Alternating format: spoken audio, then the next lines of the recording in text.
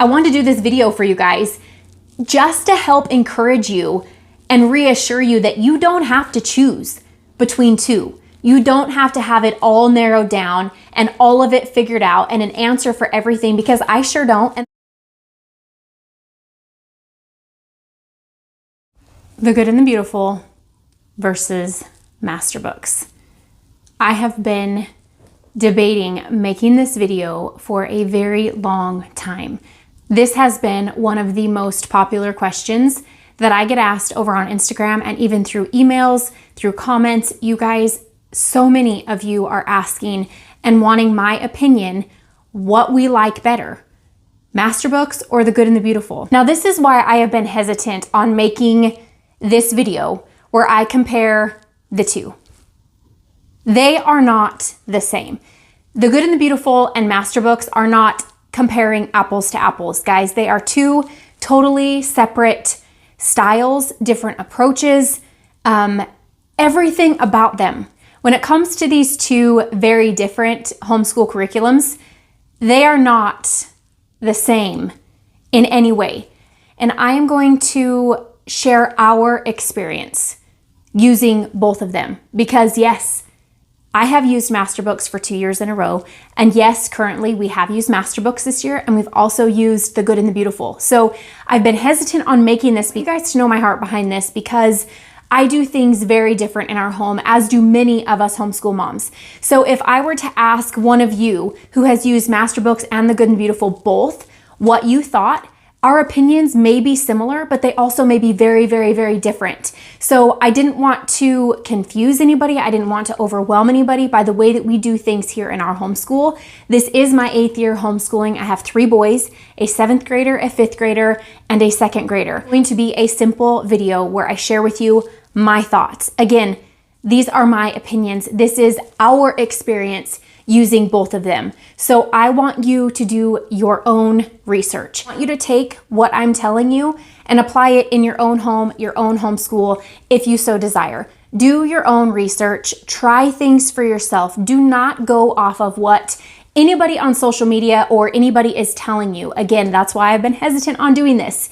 But you guys have asked for it. You keep asking for it. It's time to do this video for you. Let's get to it. It is no secret here, if you've been around my channel for a while, I use the Gather Round Homeschool Curriculum from Rebecca Spooner. This is a unit study approach to homeschooling. So in addition to Gather Round, I feel that it is necessary in our home, again, our home, I feel it is necessary to add in a few extras here and there. And what we have added this year was The Good and the Beautiful. Well, for 2020. It was our very, very first year using The Good and the Beautiful. I have seen many things about it. I have heard many things about it. I wanted to try it for ourselves and form our own opinion and our own ideas on it, like I encourage all of you to do here. So we so far are really enjoying The Good and the Beautiful. We are continuing to use it. The first thing I want to touch on real quick is placement. I want to touch on placement, spelling, biblical approach, time, stuff like that. So these are the books for my 2nd grader. Now, when it comes to The Good and the Beautiful, he is doing Language Arts and Literature Level 1 from The Good and the Beautiful. When it comes to Masterbooks, Language Lessons for Living Education, he is doing Level 3. So you see what I mean by the placement? Totally different. They are not apples to apples here. So that's the first thing when it comes to placement. I do want to touch briefly on The Good and the Beautiful's Level 1. I think my 2nd grader could very easily do Level 2, but since it was our first year trying out this homeschool curriculum, I thought, let's just go through Level 1. Let's breeze through it. If he breathes through it, review is always a good thing. And so that's what my 2nd grader is using. My 5th grader, when it comes to placement, he is doing Level 4 from The Good and the Beautiful. This updated version from The Good and the Beautiful, totally worth it. Totally worth it. I'm so happy that we made that switch. The spelling is so much more doable. Everything in it, everything about it, it's inviting. So the way they approach spelling and all sorts of things in this particular updated version has been wonderful. Now, Masterbooks, Language Lessons for Living Education, my 5th grader is using Level 5. That's just what we purchased for the year. 5th grader, it works great. 7th grader with The Good and the Beautiful, he is doing Level 6. Again, it was our very first year using The Good and the Beautiful. I am so glad that I purchased level 6 for my 7th grader. It is right where he needs to be. With Masterbooks, since they don't have a 7th grade, it goes into the writing strand side of things. He is doing level 6 just because he hadn't completed it yet. So we did purchase level 6 for Masterbooks for him to do as well. So that's where we're at when it comes to placement for my children between the two Masterbooks versus the Good and the Beautiful. So when it comes to Bible, you want to know what I love so much about Masterbooks. It is the Bible. It's the Bible reading that they have wrapped into every single lesson. The Bible is so intertwined in every lesson.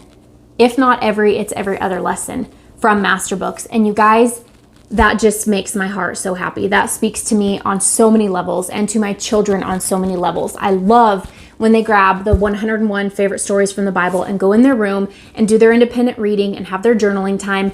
That makes my heart so happy. The biggest thing that I love about Masterbooks is the biblical approach to it.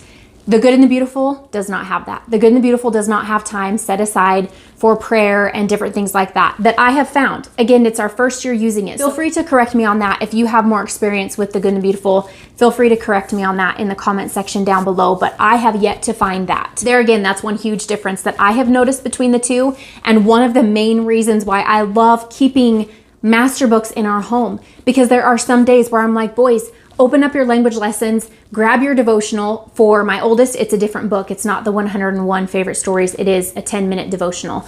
And I love that. Go grab that, go climb on your bed, do a quick lesson, a quick journal from Masterbooks. I love that. They don't have that in the Good and the Beautiful. And honestly, I don't know what it would look like if we didn't have that. So that's a huge factor for me in my reason for loving Masterbooks so much. The next thing I want to share with you in regards to Masterbooks is I absolutely love their spelling. Masterbooks, the spelling lists are so good. I love the way they deliver spelling. I love the way it's simple, it's easy. I can make a list out of it. My kids can write with dry erase markers on the windows. They can write on the chalkboard. We like the list method for spelling in our home. Again, I know it sounds like chaos. To a lot of you, it probably is chaos. But for me, for our homeschool year for 2020, things went really, really good. And I don't want to change anything. I feel like we have found a sweet spot, and I'm really enjoying where we are at in our homeschool. So that is why, like I said, I toggled with sharing this with you guys for a while, because to some it can be overwhelming, but you've seen my day in the life. It's like things just flow. We just flow together and work through every day. So that's how things go around here. Let's talk about lesson time. Masterbooks is known for the short, simple, sweet lessons that just drive it home, right? We all know that. The Good and the Beautiful can tend to be a little bit longer. There's a lot of reading. So my oldest will spend days where for the lesson, his whole lesson is reading a chapter out of a book that they're doing an essay on, or something that has been assigned to them through the Good and the Beautiful. So that is something that is night and day between the two. A lot of extra reading that goes on in the Good and the Beautiful that is assigned reading. Now, as with anything, you can make it your own. You don't have to enforce that reading if you don't want to. You can skip through different things if you want to. Make it your own. You're not tied to any of it. And that's the biggest thing. The biggest piece of advice I have here is know that no matter what curriculum you choose, you are not tied to follow it front to back, cover to cover, and just as it is described in the lesson planner. You can tweak it and make it your own no matter what. And that's what's so amazing. If we're doing Masterbooks for a day, it's very simple to do 1 page if I need a quick lesson. If I want to add extra, boys, do 2 pages. It's very simple. Do this part, but don't do this part. Do this part, but don't do that part. That's how we do it. I'm just going to be honest, my boys are not big fans of the poetry reading. So when they start a new lesson, there's always a reading that you do. And that's something in Masterbooks that we almost always skip. We very rarely do that. A lot of picture studies that go on, which are short and sweet and simple. Most of the time, it's just an open conversation that we do orally, and then we move on to the next page. So that's an easy way to get 2 or 3 pages done in a day if you so desire. Shifty ciphers. This is a page that I was like, nah, we don't need to worry about that. Let's skip that page and move on. But then the page right next to it, working through conjunctions, we did that. We rocked that page out. That's the beauty in it, guys. This one right here, the ABAAB poem. Nope, let's not do that. Move on to the next page. If I think it's something that's not necessary, let's move on. Okay, right here, this is the Bible reading part. Do my kids draw pictures with these? Most of the time, no. They jot down something, they do the verse, they talk about it with me, but but I am not super picky on whether they do the drawing or not. Like, to me, that's not huge. My middle child does love to draw, so sometimes he will. My oldest is typically not interested in the art part of it. So when it comes to the good and the beautiful lesson times, and this is in the older grades, my second grader can breeze through his lessons from the good and the beautiful, no problem. When it comes to my fifth grader and my seventh grader, the lessons are longer, but they are older, and I want that. I feel like that is to be expected. This is something I don't want to play around with. Seventh grade is a big deal, guys. Seventh grade is a big deal. I'm not dealing with kindergarten anymore. This is big. This is huge. And so for me, it's very important that I keep on track as best I can, not burdened by the weight to stay on track, but knowing that I'm doing what I need to be doing to cover all of our bases in our home and in our homeschool as well. So I'm okay with my oldest having a lesson that lasts a little bit longer. That's totally normal. And it's the way that it is. It's the way it goes. When you're in kindergarten, it's fun, paint, color, short, sweet, to the point. You get older, you take on more responsibility. I think it's a good thing. I think it's important. I am not necessarily bothered by the fact that there's a little bit more workload when we get to seventh grade. That's normal, that's natural, that's to be expected, and that's honestly going to continue as he moves up into high school and beyond. While the books and the homeschool curriculum are not everything, right? There's so much more to all of that. It is still important to me that I'm teaching him the things that he needs to know. And that includes spelling, that includes reading, that includes writing essays, that includes Bible, okay? That's so important to me. So for those of you asking, what are my thoughts? What are my updated thoughts on Masterbooks and the good and the beautiful? There you have it. Those are my updated thoughts. That's what we are currently living out in our homeschool. And now that we are here in 2021, I can't tell you what I'm going to be doing specifically for the 2021 homeschool year, but I can tell you right now, what we have got going is good. And so I want this video to be a form of encouragement. I don't want you to feel like you have to ever choose between any homeschool curriculum. I wanted to do this video for you guys just to help encourage you and reassure you that you don't have to choose between two. You don't have to have it all narrowed down and all of it figured out and an answer for everything, because I sure don't, and that was part of the pressure. I wanted to have the perfect answer for you guys, and what I just shared with you is my perfect answer. It's honest, it's real, it's how I feel, it's what we are actively, physically doing in our homeschool right now at this moment. That is what I have to offer you guys. Take the pressure off from having to choose between the two.